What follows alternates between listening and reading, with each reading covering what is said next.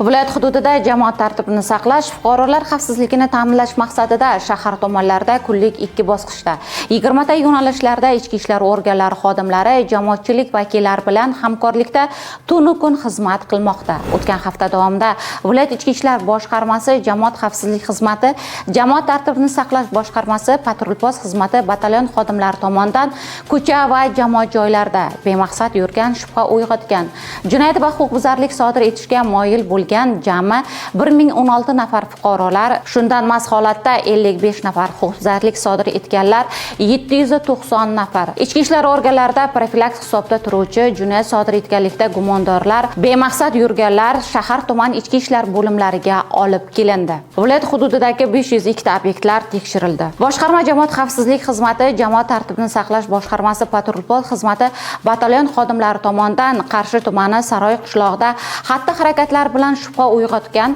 Koson tumani Po'latov mahallasida yashovchi fuqaro Samadovning boshqaruvida bo'lgan Matiz rusumli avtomashinasi ko'zdan kechirilganda, avtomashina salonida gugurt qutisida marixuana giyohvandlik moddasi borligi aniqlangan. Shuningdek, Ko'ktala tumani Chorvador mahallasida yashovchi fuqaro Fayziyevning ham avtomashinasi va yashash xonadonlaridan jami 1 kilogramdan ortiq giyohvandlik moddalari kelgusida sotish maqsadida saqlab kelayotganligi holatlari aniqlandi.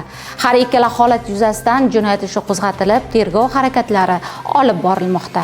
Boshqarma jamoat xavfsizlik xizmati, yo'l harakati xavfsizligi boshqarmasi inspektorlari tomonidan mast holatda avtomobil va velosiped boshqargan 67 nafar, davlat raqam belgisini yechib va o'zgartirib harakatlangan 16 nafar, svetoforning qizil chirog'ida harakatlangan 293 nafar, qarama-qarshi harakatlanib avariya holatini yuzaga keltirgan 38 nafar, hujjatsiz rulga o'tirgan 879 nafar haydovchilar va 158 nafar piyodalarga ma'muriy bayonnomalar rasmiylashtirildi. Hurmatli fuqarolar, qonunlarga va harakat xavfsizligiga doimo amal qiling.